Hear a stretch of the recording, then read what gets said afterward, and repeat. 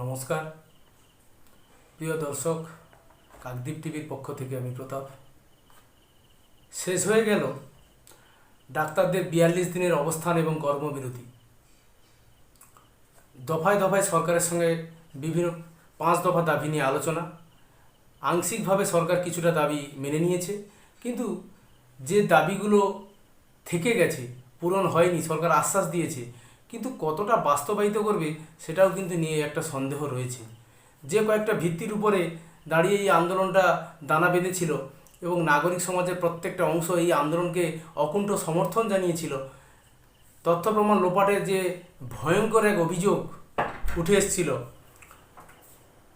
Threat culture বিভিন্ন ডাক্তারি কলেজে এবং নাগরিক জীবনের প্রত্যেকটা জায়গায় একটা ভীতি প্রদর্শনের যে একটা নীতি চলে এসছে দীর্ঘদিন ধরে রাজ্যে, তার বিরুদ্ধে এই আন্দোলন কিন্তু একটা গুরুত্বপূর্ণ ভূমিকা নিয়েছিল। অভয়ার জন্য ন্যায় বিচার, যে বোনটি আজকের মারা গেছে, সেই অভয়া তার ন্যায় বিচারের দাবিতে, যেখানে একজন ডাক্তার 36 ঘন্টা ডিউটি করার পরে তার যদি হাসপাতালের ভেতর তার নৃশংস মৃত্যুর পরিণতি নেমে আসে, সেক্ষেত্রে আন্দোলনটা কিন্তু তার পালসের উপরে, সেই সহানুভূতির উপরেই কিন্তু আন্দোলনটা দাঁড়িয়েছিল। সরকার যে প্রতিশ্রুতিগুলি দিয়েছে সেগুলো কতখানি সরকার আগামী দিনে পূরণ করবে, তার উপরেই কিন্তু নির্ভর করছে এই আন্দোলনের সাফল্য এবং ব্যর্থতা। সরকার তো অবশ্যই চাইবে যেন তেন প্রকারে সরকারের বিরুদ্ধে ওঠা যে সমস্ত অভিযোগ তাকে খণ্ডন করবে এবং সেই আন্দোলনকে রেসকে কমিয়ে দেওয়া বা তার ব্যাপ্তিকে কমিয়ে দেওয়ার জন্য সরকার কিন্তু খুবই প্রয়াস করবে। কিন্তু সরকার এখানে সফল হয়েছে, আন্দোলনকারীরা কতটা ন্যায় বা জয় পেয়েছে সেটাও কিন্তু সন্দিহান। আগামী দিনে সুপ্রিম কোর্টে অবশ্যই শুনানি, সওয়াল জবাব সব কিছু চলবে, কিন্তু তার ভেতর থেকেও কতটা আন্দোলনকে সরকার কিন্তু কৌশলে এটাকে ডাইভার্ট করিয়ে বা জুনিয়র ডাক্তারদের উপর একটা প্রবল চাপ তৈরি করে কিন্তু আন্দোলনটা ডাক্তাররা প্রত্যাহার করে নিলেন। কিন্তু তাদের যে বেঁধে দেওয়া শর্তগুলি সরকার কতটা পালন করবে সেটাও কিন্তু একটা সন্দেহের জায়গা থাকছে। দর্শক, কয়েকটি মাত্র পোস্ট যেগুলো যাদের নামে অভিযোগ ছিল যে তথ্য প্রমাণ সংরক্ষণের ক্ষেত্রে তাদের গাফিলতি ছিল, তাদের উপরে যে অভিযোগ আনা হয়েছিল তাদেরকে সরিয়ে দেওয়া হয়েছে, কিন্তু তাদেরকে নতুন পদে বহাল করা হয়েছে এবং পুরনো পদগুলিতে নোটিশে তারা দায়িত্বভার নিয়েছে।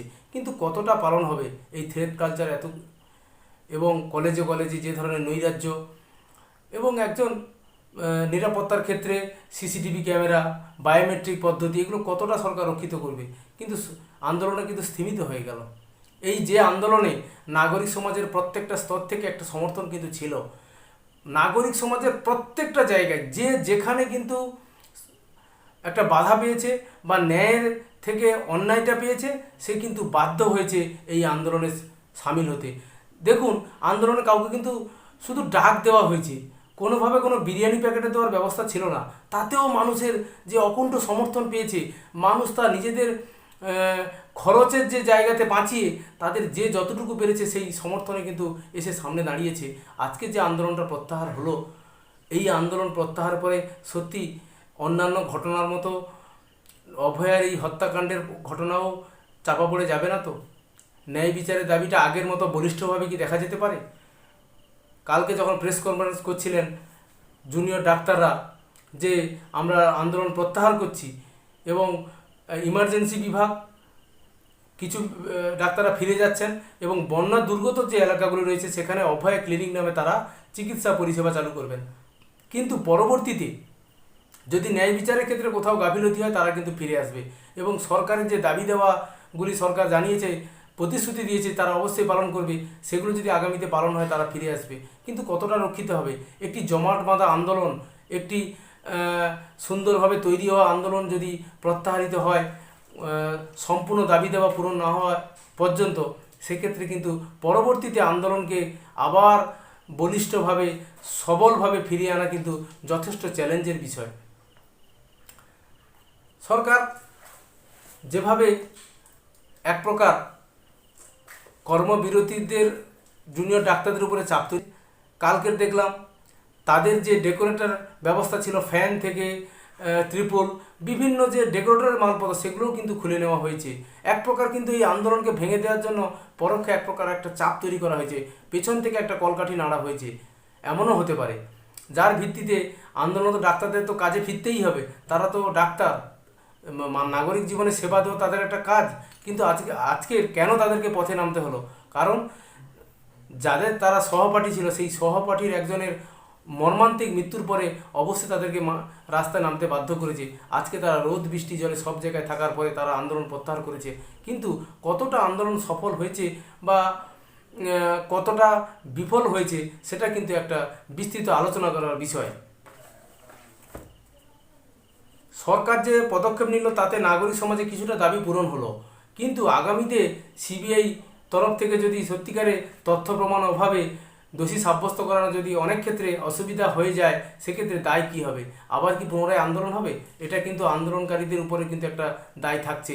কারণ যেভাবে তাদেরটি ডাকে রাত দখল থেকে শুরু করে ভোর দখল, নাগরিকরা পায়ে পা মিলিয়েছে, প্রাক্তনীরা এসছে, সেনাবাহিনীর যারা অবসরপ্রাপ্ত কর্মীরা তারাও সামিল হয়েছে, সমাজের সর্বস্তর থেকে তাদের অকুণ্ঠ সমর্থন এসছে। আজকে তারা আন্দোলন প্রত্যাহার করে আবার তারা নিজেদের কাজে ফিরে যাচ্ছেন। কিন্তু সেক্ষেত্রে অভয়ের ন্যায় বিচারের দাবি কি চাপা পড়ে যাবে না? তো এ প্রশ্ন কিন্তু থাকছে। তবে কি আশ্চর্যভাবে সরকারের পক্ষ থেকে একবারও মেনে নেওয়া হয়নি, যেটা গুরুত্বপূর্ণ দিক। এটা একটা কন্ডিশনের জন্য উইন উইন কন্ডিশন। সরকারও যেন বলতে চাইছে আমাদের কোনো পরাজয় হয়নি, আবার আন্দোলনকারীরা বলতে চাইছে পরাজয় হয়নি, জয় পেয়েছে, তারা আংশিক জয় পেয়েছে। কিন্তু এখানে ঘটনার প্রবাহ থেকে, যেদিন মৃত্যু থেকে, অভয়ের মৃত্যু থেকে আজ পর্যন্ত কিন্তু কোনোভাবেই দেখা যায়নি যে সরকার কোথাও এটাকে মেনে নিয়েছে, হ্যাঁ তদন্ত প্রক্রিয়া এবং তথ্য প্রমাণ সংরক্ষণের ক্ষেত্রে তাদের গাফিলতি একটা হয়েছে, এটা কিন্তু কোথাও মেনে নেয়নি। যেটা কিন্তু সবচেয়ে বড় ফেলিওর এই আন্দোলনে, যে কোথাও কিন্তু সরকার এক প্রকারও কোনো বিবৃতি বা কোথাও বলেনি যে, বা সর্বস্তর থেকে, সরকারের সর্বোচ্চ স্তর থেকেও বলা হয়নি যে হ্যাঁ তদন্ত প্রক্রিয়ার ক্ষেত্রে বা তথ্য প্রমাণ সংরক্ষণের ক্ষেত্রে অনেকটা গাফিলতি থেকে গেছে, তারাও সেটা উপলব্ধি করতে পারছে। এটা কিন্তু আন্দোলনকারীরা বের করতে আনতে পারেননি।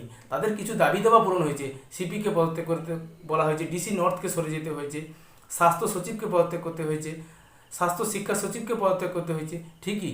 কিন্তু যাদের নামে অভিযোগ তাদেরকে কিন্তু অন্য পদে বহাল করা হয়েছে, কম্পালসারি ওয়েটিংয়ে কিন্তু পাঠানো হয়নি।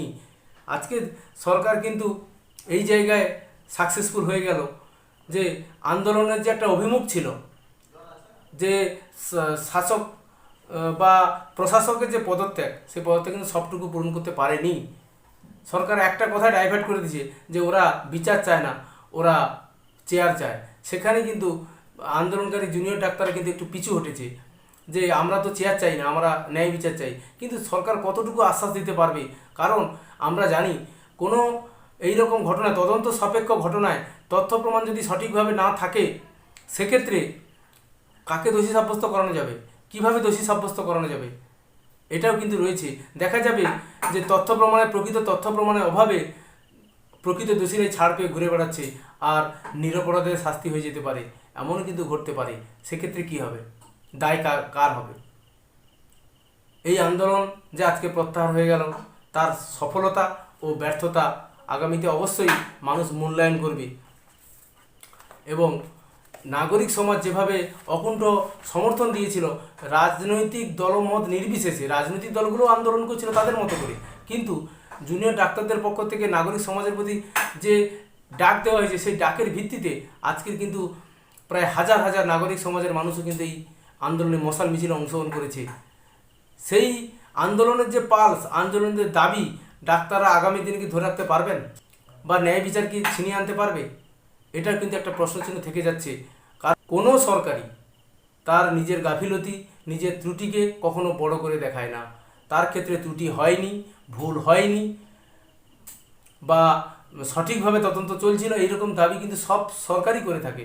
কোনো জায়গায় এটা বলা হয় না যে আমাদের তদন্ত প্রক্রিয়ায় কিছু গাফিলতি থেকে গেছে, বা আমাদের তথ্য প্রমাণ সংরক্ষণে গাফিলতি থেকে গেছে। পুলিশ বিভাগ হোক, স্বাস্থ্য বিভাগ হোক, যাদের কি আমাদের একটা ত্রুটি থেকে গেছে, এটা কিন্তু সরকার মেনে নেয়নি। এটাই হচ্ছে আন্দোলনের একটা ব্যর্থতা।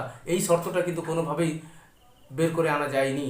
কারণ যে কলেজে কলেজে যে থ্রেট, যে ভয় দেখানোর, ভয়ভীতি দেখানোর প্রবণতা, এটা থেকে কিন্তু নির্মূল হবে বলে দর্শক কিন্তু মনে হচ্ছে না। কারণ দলতন্ত্রের যে করাল গ্রাস আমাদের রাজ্যে গ্রাস করে গেছে, গোটা রুট একদম সমাজের নিচু স্তর পর্যন্ত এটা চলে আসছে, উচ্চ স্তর থেকে নিচু স্তর পর্যন্ত কিন্তু এটা চলে আসছে। এই যে ভয়ভীতি প্রদর্শন এবং একটা থ্রেট কালচার, দলতন্ত্রের যে ভিত রোপণ করা হয়েছে সেই রোপণ কিন্তু প্রত্যাহার করা যায়নি। এটাই কিন্তু একটা বিষয়। আগামীতে অবশ্যই আমাদের চোখ থাকবে সিবিআই তদন্ত কত দূর এগোলো এবং তার রূপরেখার উপরে আমাদের কিন্তু লক্ষ্য থাকবে। অবশ্যই জুনিয়র ডাক্তারদের দেওয়া প্রতিশ্রুতির উপরেও কিন্তু আমাদের লক্ষ্য থাকবে। তারা কিভাবে বিষয়টাকে আগামী দিনে হ্যান্ডেল করে সেটাই এখন দেখার। নমস্কার।